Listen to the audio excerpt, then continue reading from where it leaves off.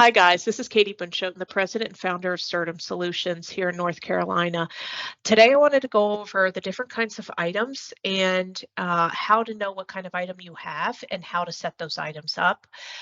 Before we get started, if you do like my content, if you could do me a massive favor, massive shameless plug, and like my channel. I love watching the counts go up. We've been getting a lot of new subscribers lately and it's been awesome. Also, if you like this kind of content, you want to see more content, or you think I did a good job, if you could like this video, again, something super cool. Hate to bother you, but I would just absolutely love it.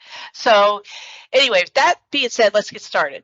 I recently had a meeting with an amazing client and they wanted to go through the differences in items. I get this question a lot and I think I talk about it in my manufacturing video, but it begs the question. I don't have a shorter version of that. That's a 2-hour video. I don't have a shorter version of that goes into this kind of stuff. So I thought I'd knock that out today, or at least I don't think I do, but sometimes I forget. So this right here is my item list. If you see my screen right now, you can see my item list. You get there by going into your item list here under the list feature. As I'm over there, you know, there's tons of cool stuff you can do with this list, but the first thing we're going to do is hit new. I want to show you a blank one. This is where we start. This is ground zero, okay? We have different kinds of items here that we can choose from. We have service, inventory part, inventory assembly, non-inventory part, other charge, subtotal groups, discounts, payments. You have other kinds of items in QuickBooks. You've got your payroll items, you've got your sales tax items and the rest, but that's all outside of the scope of today's video. Okay, guys, today we're going to talk about inventory items. The first one we have here is your service item. It's very generic. That's your labor. You know, if you're in professional services, that's the services you're providing to your client.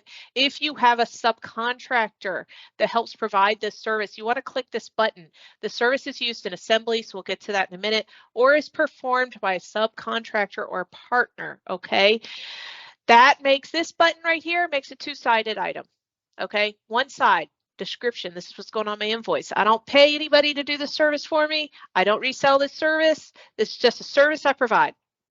Oh, look, I do pay somebody to do the service for me, and make sure you have this turned on. Otherwise, it kind of creates some funky situations if you have a one-sided item and you're really needing a two-sided item.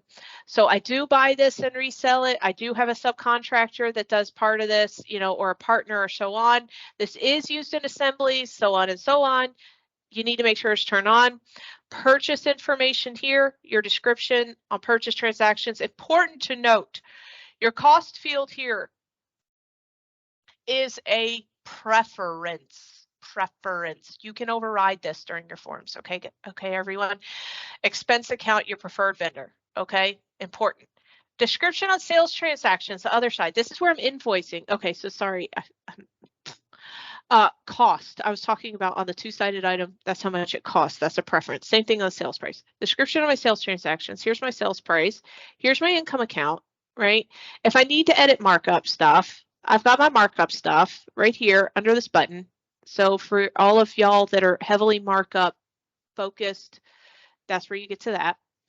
But for the service item, this is one of the simpler ones you can have. I have a barcode number on this. Funny enough, you can use barcode numbers on service items. Like maybe if you had some kind of labor help for some reason, you just wanted a quick way to reference it in your transaction, just hit barcode on a sheet, you know, cheat sheet barcodes. A lot of people have those.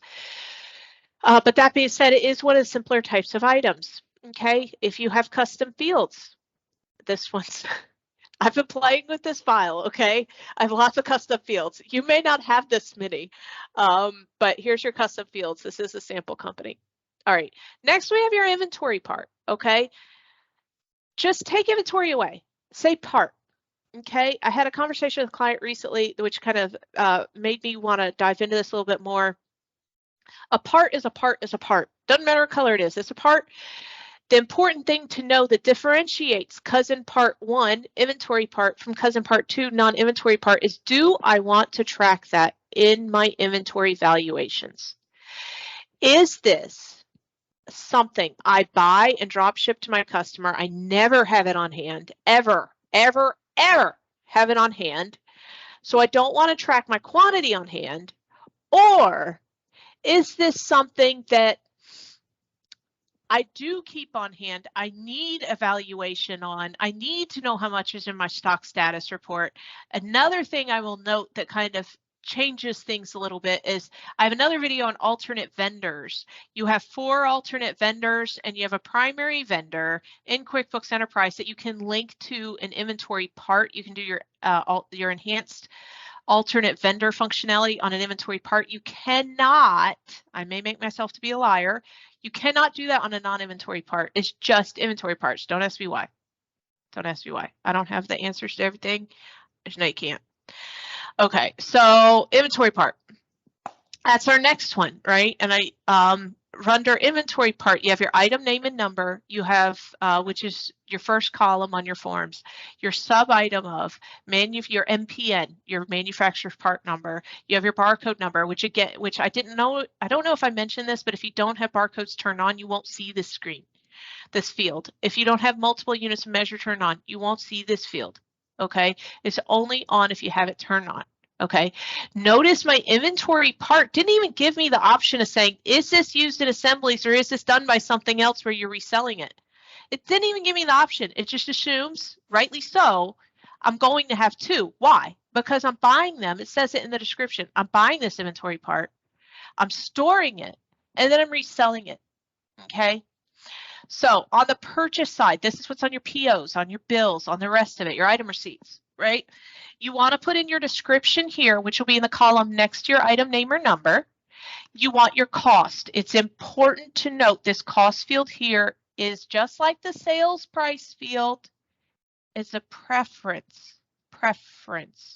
This is not going to change all your historical costing unless you do like an adjustment or you change things in the bottom part. It's important to note that should be a preference. So if you have landed costs turned on, it will give you your landed costs. Your cost of goods sold, we'll leave that generic for now. Your preferred vendor and your alternate vendors. If you have not seen my alternate vendor video, I apologize first off because I was not feeling well that day, but I still like to say it's a very good video. I like it. It's a really cool video. It's like 15 minutes long, but if you want to know alternate vendors, do yourself a favor and watch it. It's a great video. Now, my sales transaction side, this is what's on my invoices, right? My AR stuff, my invoices, and my estimates and things. This is what's going to pop up. Again, the sales price is a preference.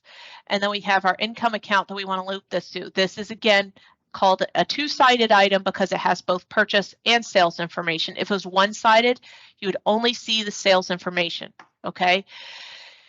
Okay, and then since it is an inventory part, we said, what is different about an inventory part? It's that I'm tracking inventory on it. So I need to know where that bucket is on my balance sheet, right? That's where this comes into play. Where's my asset account?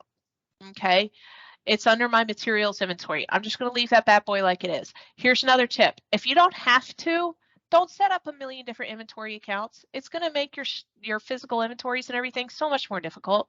Not more difficult, just more. I always do that. A few more steps, shall we say? And we can talk about that on a different video.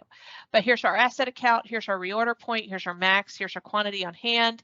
And I have multiple inventory sites turned on for this file. So you see inventory site info. If you did not have multiple inventory sites turned on, you would not see that.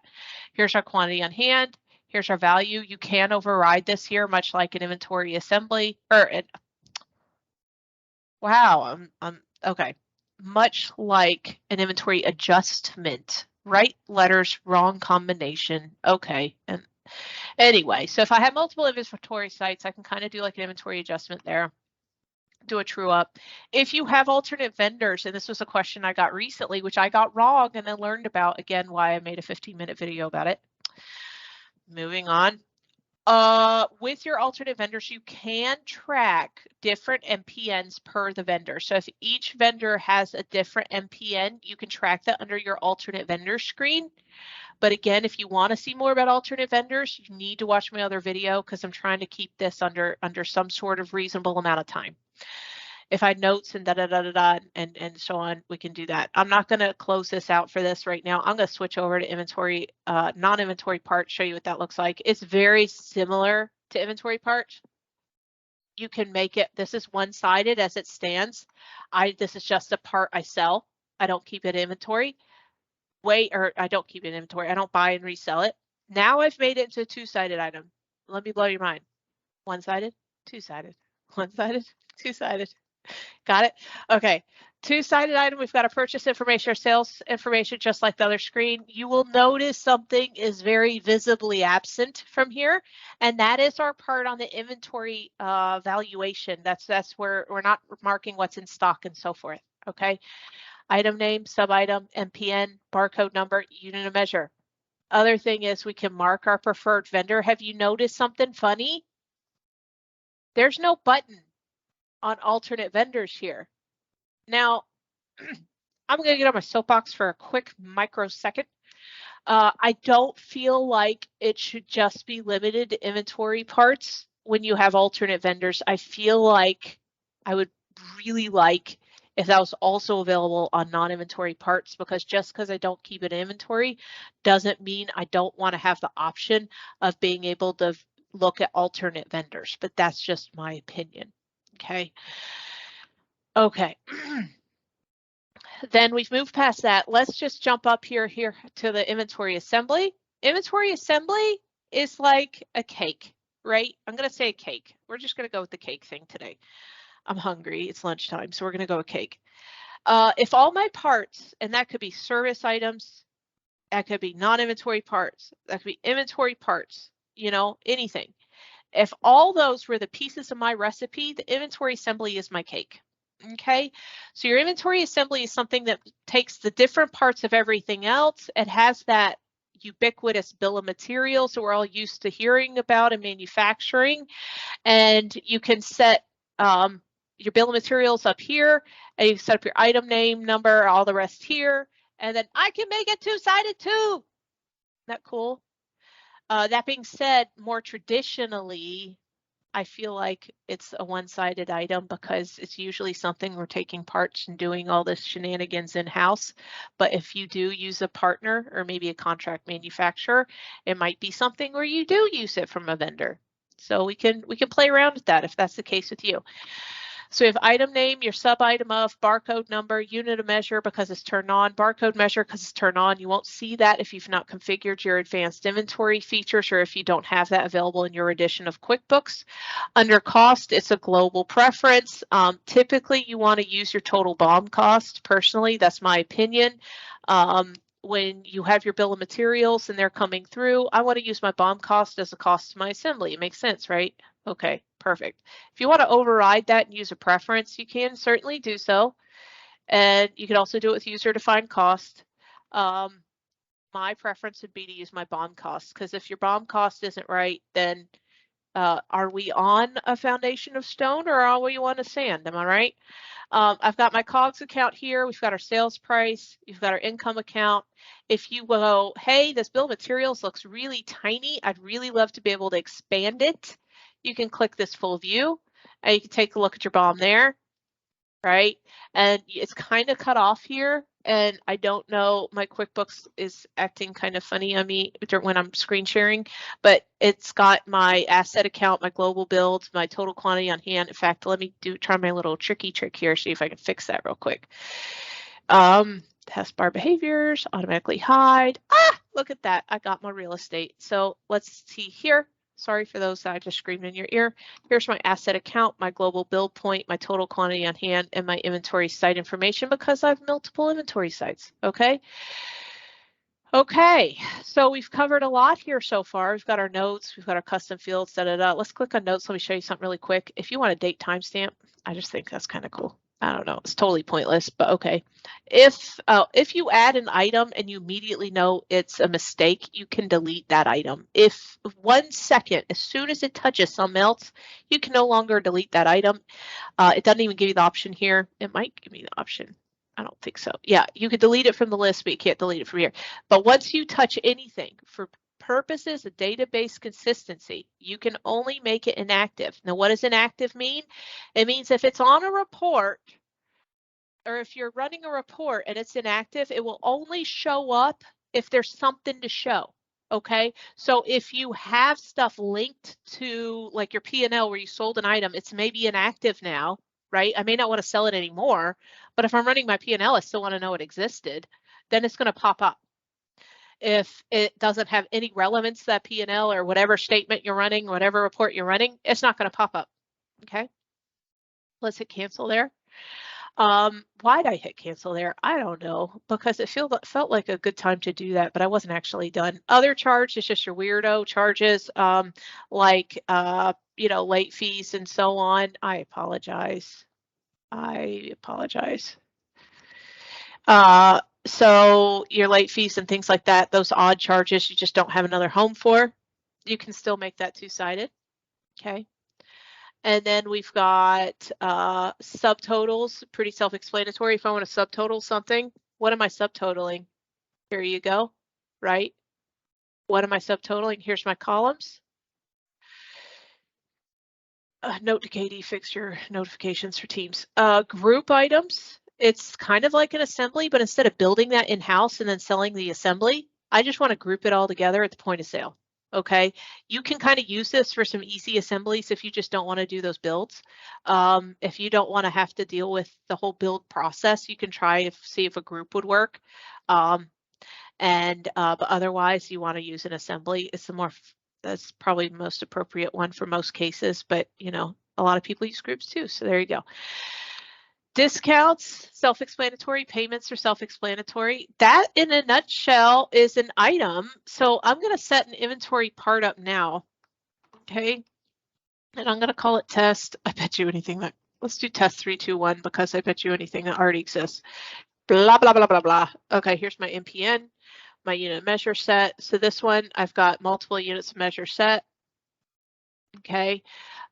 This isn't set up very much actually. So what I would typically have here is like, if it's a unit measure set each, but maybe it's something where I sell it in eaches, but I buy it in cases. You'd have, you know, case is equal to 12 eaches or whatever you have. And then you can set your default units here. So look, you got a little mini class on multiple units of measure while we're at it.